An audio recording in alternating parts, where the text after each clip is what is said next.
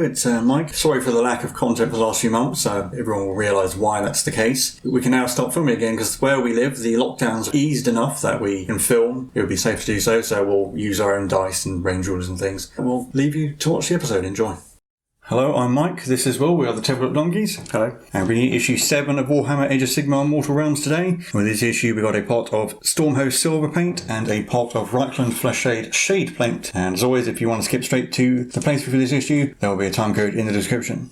But heading into this issue now, first up we have some more of the Stormcast Stormhosts, some of their colour schemes, particularly the Celestial Vindicators as one of the more prominent ones. And they're going over the different colour schemes for their armour and shields and iconography.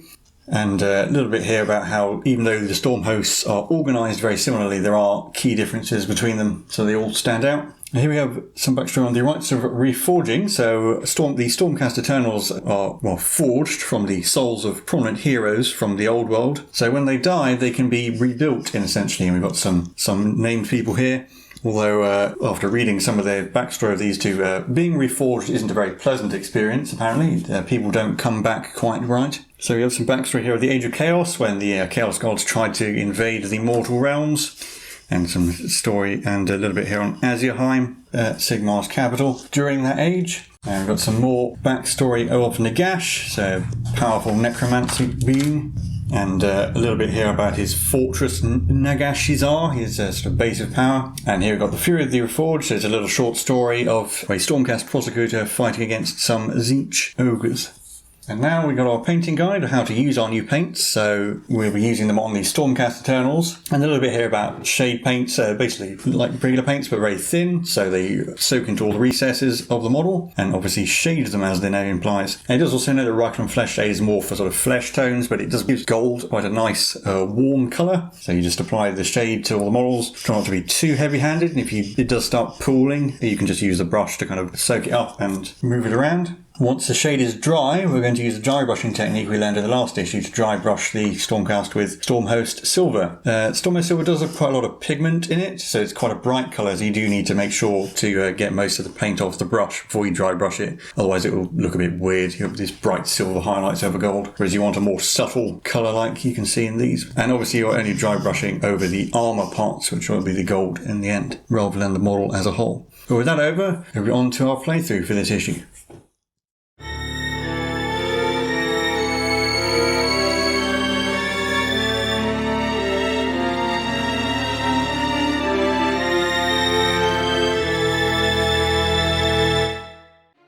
Here we are onto our game for issue 7. We're going back into the tombs this time. Xandria Azurebolt has ordered the Sequitors back into the tombs to look for magical relics. And we're back to our first board as well. In fact, you might notice that this looks suspiciously similar to the game from the very first issue. And essentially it is, but with extra rules that we're adding this time.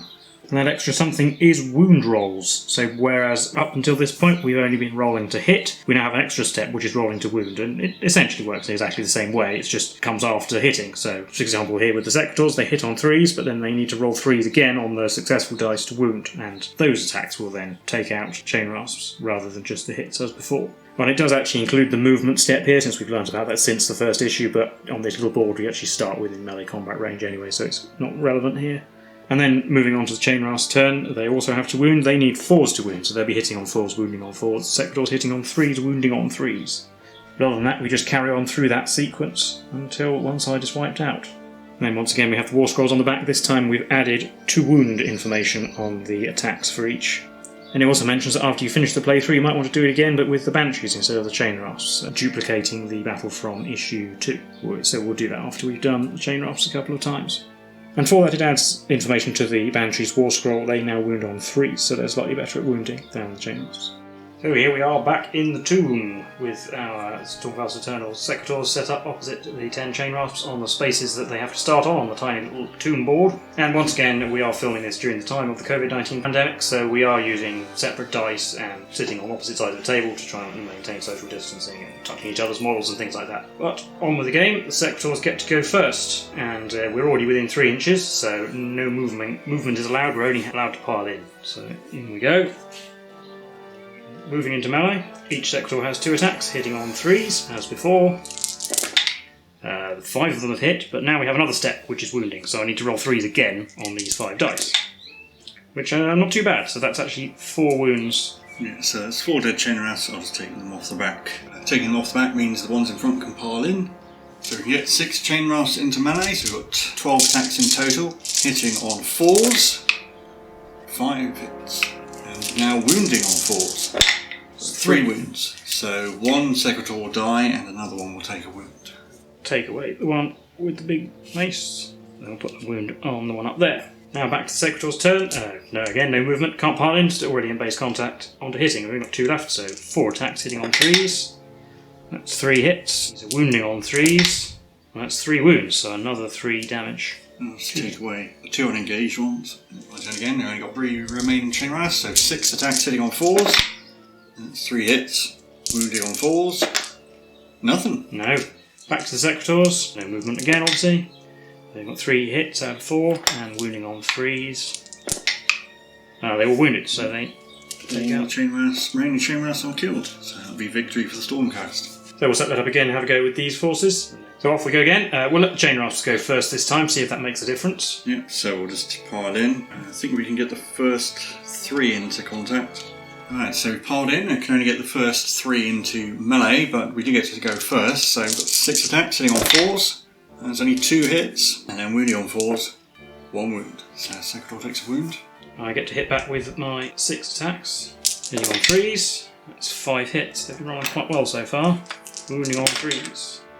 So 3 wounds. So it's not too bad. Chainrasps, so you take 3 off the back again. And pile in.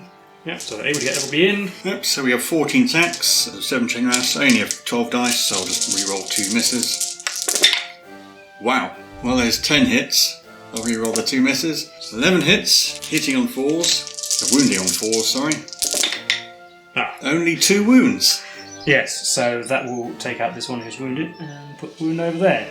So we've still got 4 attacks left with the Sequitors, so hitting on 3s, they have all hit, and wounding on 3s, try and get them all in the box, that's 3 wounds. 3 dead Chainrasps.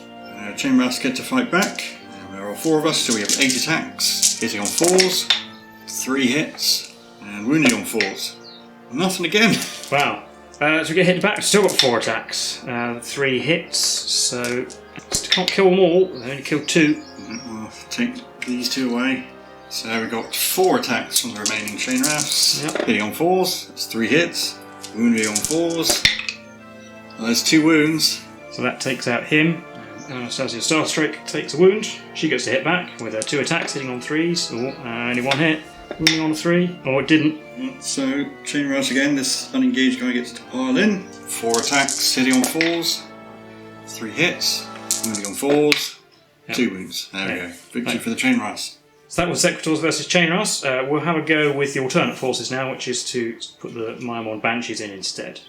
And we're back with the Banshees, but according to the magazine from this issue, the Sequitors get to go first, which they didn't back when the Banshees appeared, so we'll see if that makes a difference.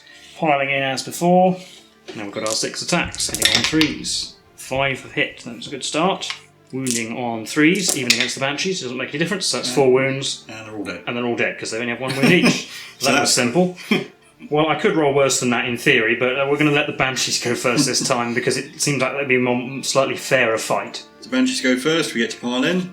We can get 3 people into contact. We have 3 attacks, because they have 1 attack each, hitting on 4s. So there's 1 hit, wounding on a 3. They didn't wound. Now the Sequitors can hit back once again on... right, so we've got 3 misses this time. It's the first time I've done that, so it's not going to be quite so bad. Wounding on 3s. Well, it's 3 wounds, so it still takes out 3 Banshees. Now the remaining Banshee gets to hit back, hitting on a 4. Hit. Wounding on a 3. Wounded. D3 damage. 2. So that does take out a Sequitor. We'll take this one away because it's too far away to pile in. Do actually get to pile in. Anastasia will go in there. 4 attacks on 3s. Ooh, only 1 hit. Well, can happen. Wounding on a 3. No, it didn't, unfortunately. That is the end of the Banshees. We'll have a last game of that one, of that same setup, just to see if the Banshees can win. But final game, and we'll let the Banshees go first again. Yep, so we're going to pile in. 3 attacks hitting on 4s. That's 2 hits. Wounding on 3s. That's 2 wounds. D3 damage apiece. That's 4 damage, so 2 dead Sequitors. And we'll keep Anastasia Starstrike alive. She gets her 2 attacks back. She can't kill them. Double 6 to hit. Wounding on 3s. I get it in box. That's 2 wounds. So take away 2 of the unengaged ones. Remaining unengaged one can pile in. I've got 2 attacks, hitting on 4s. It's 1 hit, wounding on a 3. And that is a wound. D3 damage, 3. So it does kill off Anastasia. So we did manage to get the Banshees to win. So that's it for our games for this issue, but we'll give you our thoughts and conclusions on all that now.